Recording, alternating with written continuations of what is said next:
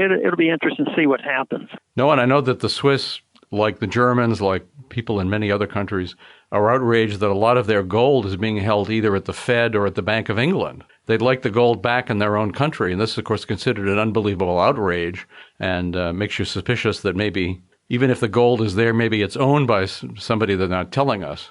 The same thing occurred with Germany. Germany asked for it. The idea was floating around for a year or two, and it became official, and the request came, and then we said, well, no, everything is okay, but we can't give you the gold right now. That is what the Fed says. But over the next 7 years, we might, be able to do this. Now, we sort of can postulate what's going on here, but the whole thing is why did Merkel back away? And why did she, she was with the people. It seems like politically it wasn't the best thing to do to not defend the German people's gold. And my guess is that she just ran into some resistance to explain to her, do you realize what this is going to do to world finances? You could crash the dollar. You could do this, and everybody's going to want it. This could be bigger chaos than we had in 2009 if this is out. So you can't do this right now. And but if they had the gold, they could have said, well, we better, settle this and reassure everybody the gold is there and do it. But no, they don't, because it's probably locked up somewhere. Often thought that why does the Fed and our Treasury resist so strongly auditing the gold reserves here? If they have the gold and everything is above board, wouldn't it be to their advantage to just quiet us for speculating and say, hey, maybe they don't have the gold there. I wonder what's happening. No, they resist it tooth and nail, the same way, generally speaking, about auditing the Fed, to know their paperwork. If they're not doing anything, crooked, and they're not serving the interests of some powerful people, they would say, yes, come look at the books. But obviously that's not going to happen. Ron, thinking about the Fed, what's happening with them? I noticed audit the Fed, which is, of course, a good first step. Recently passed the House again. What's your feeling about what crimes is the Fed committing at the moment, and what about the opposition to them? Well, I think their crimes are usual, but I think we are in the midst of a historic change, because I don't believe the world has ever been involved in a total fiat currency for more than 40 years. They've had them here and there, and they come and go, and they're usually one country here or so. But since 1971, the world's been on total fiat money, the dollar standard, and I believe that what we're seeing, when the next crisis comes, or the one that's sort of formulating right now, I think it's going to prove that central banks don't have any idea what they're doing. I think it's going to be great news, and they're going to be totally discredited, which I hope our foreign policy will be totally discredited. So we should look forward to these wonderful changes where the governments who orchestrate all the wars are discredited, and when the central banking, which we've lived with for so long, is a total failure, because now how many years has it been since 2008? 6 years.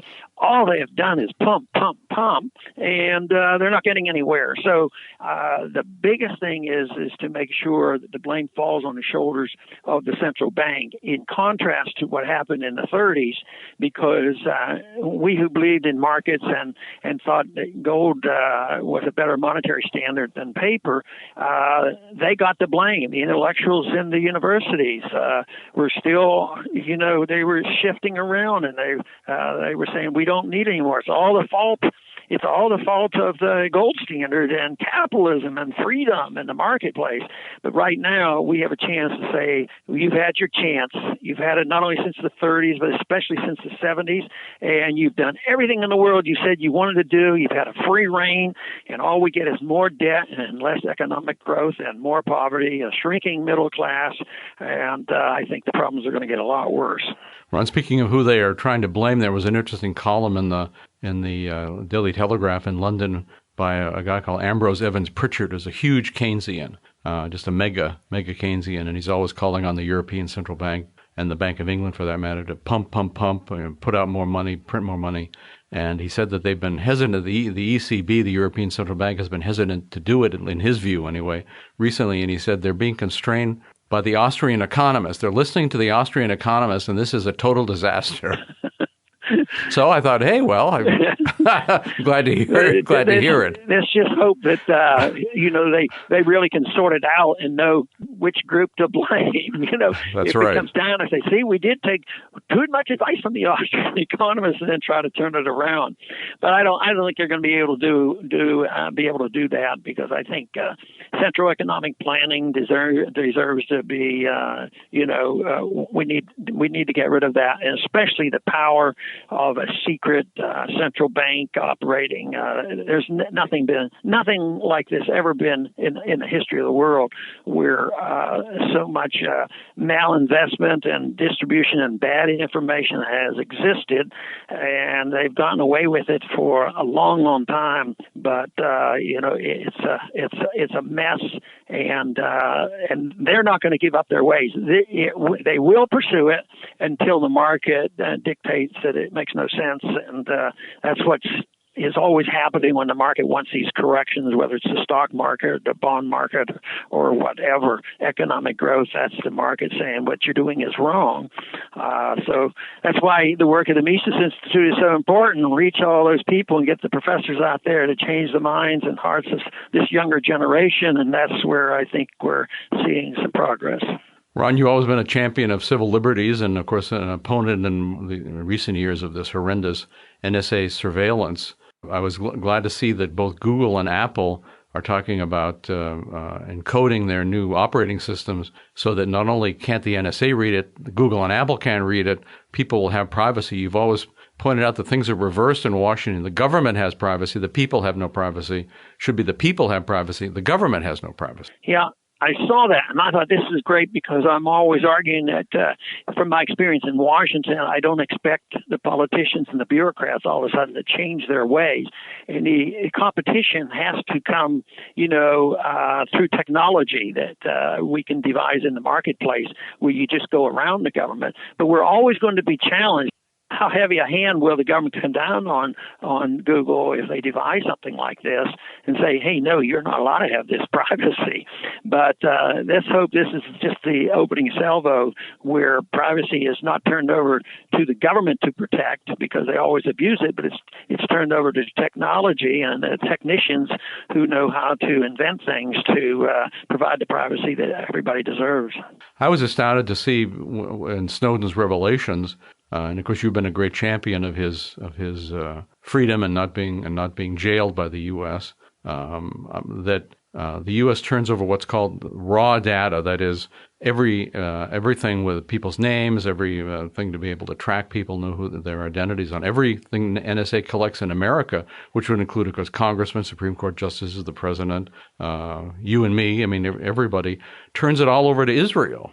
Now, how come this is not a controversy? That some foreign country gets the information on every American's emails, phone calls, private conversations, and so forth, bank accounts, spending, everything. I think it was Bamford that wrote that fantastic article on that and exposed that.